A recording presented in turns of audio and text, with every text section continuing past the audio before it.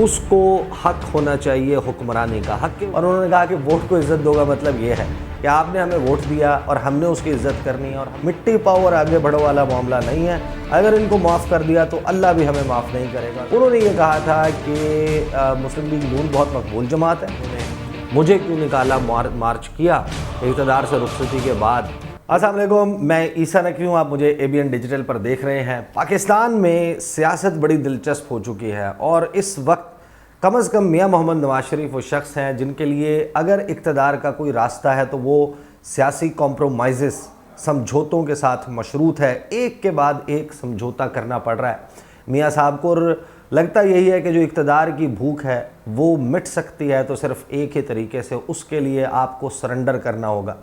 21 अक्टूबर को मियाँ साहब पाकिस्तान वापस आए और आज का जो सियासी मंजरनामा है उसको हम देखें, जो डेवलपमेंट हुई है, चौधरी शुजात साहब के साथ मुलाकात हुई है, तो ये 5वां बड़ा कॉम्प्रोमाइज़ है, 5वां बड़ा समझौता है जो अब तक मियाँ मोहम्मद नवाज शरीफ कर चुके हैं। 21 अक्टूबर को आने से पहले मियाँ साहब का जो टोटल सियासी बयानिया है, नैरेटिव है, वो था वोट को इज़्ज़त दो। अब वोट को इज़्ज़त दो को जब एक्सप्लेन करते थे मुस्लिम लीग नून के लीडर्स अपनी तकारीर में, टॉक शोज़ में बैठ के, वो ये कहा करते थे कि वोट को इज़्ज़त दो का मतलब ये है कि आवाम जिसको वोट देती है उसको हक होना चाहिए हुक्मरानी का। हक के हुक्मरानी उसका है, लेकिन वो इल्ज़ाम लगाते थे कि पाकिस्तान की इस्टेब्लिशमेंट वो हक के हुक्मरानी छीन लेती है। आवाम के वोट की इज़्ज़त को पामाल किया जाता है, कुचला जाता है और रौंदा जाता है। ये था वो पूरा बयानिया। तो पहला कॉम्प्रोमाइज़ जो है वो मियाँ मोहम्मद नवाज शरीफ का हमने देखा कि वोट को इज़्ज़त दो का बयानिया तब्दील हो गया। उसकी डेफिनेशन हमें बताई मियाँ मोहम्मद शहबाज शरीफ ने जब वो एक प्रेस कॉन्फ्रेंस कर रहे थे लाहौर में, और उन्होंने कहा कि वोट को इज़्ज़त दो का मतलब ये है कि आपने हमें वोट दिया और हमने उसकी इज़्ज़त करनी है, और हमने इज़्ज़त ऐसे करनी है कि हमने शबाना रोज़ मेहनत करनी है, खून पसीना बहाना है और मेहनत से हालात को बेहतर करना है। ये डेफिनेशन हो गई तब्दील। ये था पहला कॉम्प्रोमाइज़।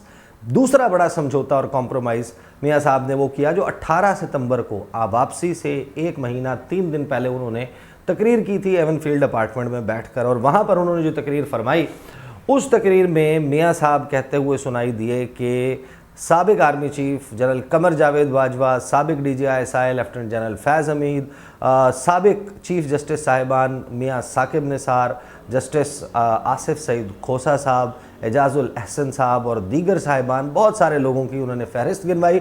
उन्होंने कहा कि ये हैं कौमी मुजरिम, कत्ल से बड़ा जुर्म है इनका, और जब तक इनको सज़ा नहीं दी जाती मिट्टी पाओ और आगे बढ़ो वाला मामला नहीं है। अगर इनको माफ़ कर दिया तो अल्लाह भी हमें माफ़ नहीं करेगा। और फिर हमने देखा कि इन्होंने कहा कि हमने अपना मामला अल्लाह के सुपुर्द कर दिया है, और फिर मियाँ साहब ने यहाँ से भी यू टर्न ले लिया। फिर वो पाकिस्तान आए। पाकिस्तान आने के बाद एक और कॉम्प्रोमाइज़ हमने देखा। वो ये क्या करते थे कि बाप का हमें पता है कि बाप कौन है, और बाप पार्टी किसके कहने के ऊपर अपने सियासी फ़ैसले करती है, किसके कहने के ऊपर अपने डिसीजंस लेती है। और फिर उसी बाप से मुलाकात के लिए कोयटा में लैंड किया मियाँ मोहम्मद नवाज शरीफ ने। उनके साथ इलेक्टोरल अलाइंस की बात हुई, बहुत सारे लोगों को अपने साथ शामिल किया जिनको वो गद्दार वतन करार देते रहे, जिनको ये कहते रहे कि इनकी वजह से पाकिस्तान टूट फूट का शिकार है, पाकिस्तान में मौशी तबाही है, तो इमरान खान के साथ इन लोगों ने मिलकर मचाई है। और फिर मियाँ साहब का एक और समझौता हमने देखा। फिर हमने देखा कि MQM के बारे में 4 ऑपरेशंस लॉन्च किए थे मियाँ साहब ने अपनी हुकूमत में, मुख्तलिफ़ अदवार में MQM के ख़िलाफ़, और MQM को वो ये करार देते थे कि दहशत गर्दी पाकिस्तान में है तो MQM की वजह से है। फिर हमने देखा कि वहाँ पर भी जो पहिया है वो उल्टा घूमना शुरू हुआ, एंटी क्लॉकवाइज मूवमेंट नज़र आई, और मियाँ साहब के मुस्लिम लीग नून और MQM के दरमियान भी एक समझौता हो गया। और अब आज का टेस्ट केस ये है, ख़बरें अब ये चल रही हैं। 14 जुलाई को एक प्रेस कॉन्फ्रेंस की थी राना सनाउल्लाह साहब ने। राना सनाउल्लाह साहब ने क्या फरमाया था? उन्होंने ये कहा था कि मुस्लिम लीग नून बहुत मकबूल जमात है, मियाँ मोहम्मद नवाज शरीफ बहुत मकबूल लीडर हैं, हम 2/3 अक्सरियत लेंगे। पंजाब की 297 नशस्तें सूबाई असम्बली की और 141 नशस्तें हैं कौमी असम्बली की। तो बतौर सदर मुस्लिम लीग नून पंजाब उन्होंने ऐलान किया कि हर हलके में शेर धाड़ेगा, हर हलके में हम टिकट देंगे।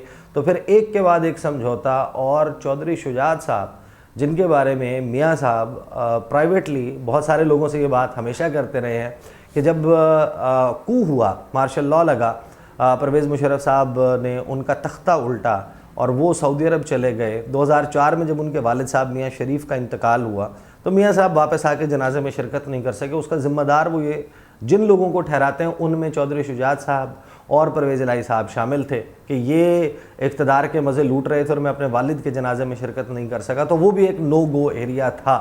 तो कॉम्प्रोमाइज़ दर कॉम्प्रोमाइज़ एक और समझौता ये हुआ कि मियाँ मोहम्मद नवाज़ शरीफ, उनके भाई शहबाज शरीफ, उनकी जो भतीजी हैं शहबाज शरीफ की यानी कि मरियम नवाज़ साहिबा, वो अयाज सादिक साहब और अता तारड़ को भी हमने देखा, हमने राना सनाउल्लाह को भी देखा कि वो कुआं जो है वो चल के प्यासे के पास गया, एक छोटी पार्टी के पास गए, सीट एडजस्टमेंट की बात हो रही है। तो ये इक़्तिदार का खेल बड़ा अजीब व गरीब है।